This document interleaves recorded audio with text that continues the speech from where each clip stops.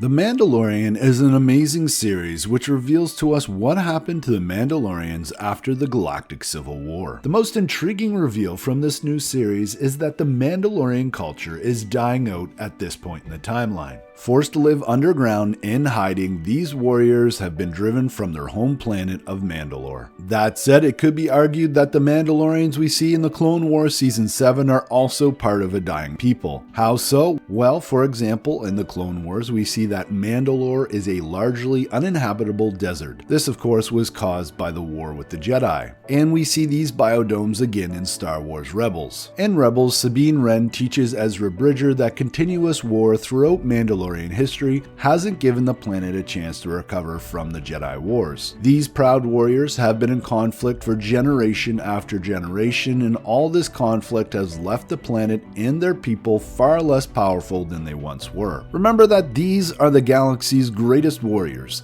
using some of the greatest armor and weapons. Yet, in Clone Wars Season 7, we see the Mandalorians quickly overrun by numerous Republic forces when they are defending the city Sundari. This is echoed in The Mandalorian, where the entire enclave of Mandalorians is swiftly taken out, from which we can only assume is an Imperial forces remnant that had far greater numbers. So despite the fact that these warriors are seen individually as some of the best in the galaxy, their warrior culture and code of honor has slowly been dwindling their numbers. Again, we see this in the Clone Wars and in The Mandalorian. In the Clone Wars Season 7, we see Bo-Katan's Mandalorians rightfully battling Maul's Mandalorian followers. Bound by honor and her warrior code, Bo-Katan is trying to remove the former Sith Lord Maul from ruling Mandalore. Gar Saxon, on the other hand, is following Maul because he defeated the Death Watch leader Pre-Vizsla in single combat. So I could be wrong here, but I believe from their perspective they are bound by honor to follow Maul because he won that challenge. And in this series, The Mandalorian, we see at the end of episode 3 that bound by honor and the warrior code, the Mandalorian Enclave comes to rescue Baby Yoda and Din Djarin. Unfortunately, this reveals the Enclave's location to Moff Gideon, who sends in numerous stormtroopers to take down the Mandalorians. In both of these cases, the honor and warrior culture of the Mandalorians is maintaining a slow decline and death of the Mandalorian people. So the real hidden truth about the Mandalorians isn't really that they're a dying race, but what I believe this states about their warrior code and culture. As magnificent as these warriors look, and as celebrated in the fandom as they are, the underlying message is that this warrior code will lead to their self-destruction. Again, this is just my opinion, but I believe Star Wars did not celebrate these warriors, but reveals to us the flaws in their culture as honor-bound warriors. I'm not saying that many of the actions that the Mandalorians aren't brave, honorable, and justified, but their culture, their way of life is destroying them. I believe this idea is further supported by the Clone Wars Season 5. Satine Kryze, the leader of Mandalore before Maul's takeover, was part of the new Mandalorians who wished to break with Mandalore's brutal past and adopt a more peaceful attitude toward other systems. This of course was a major departure from the warrior code, but shows us, the audience, that many Mandalorians understood the destruction their warrior culture was having on their people and wanted to change. Unfortunately, that change never came about, and ultimately the Mandalorians were purged by the Empire during the Galactic Civil War, and now all that remains are small remnants of the culture, just as we see in the Mandalorian series. So is the message from Star Wars to tell us that we should be all pacifists? No, not at all. I believe we are being told that when you become too wrapped up in a conflict, when it becomes part of your culture, that is very destructive. Certainly I can think of another Star Wars faction that became too wrapped up in a war, and that action led to their destruction. I'm going to explore that in another video, so subscribe if you're interested. And as always, I'm Mike, thanks for watching, and may the Force be with you.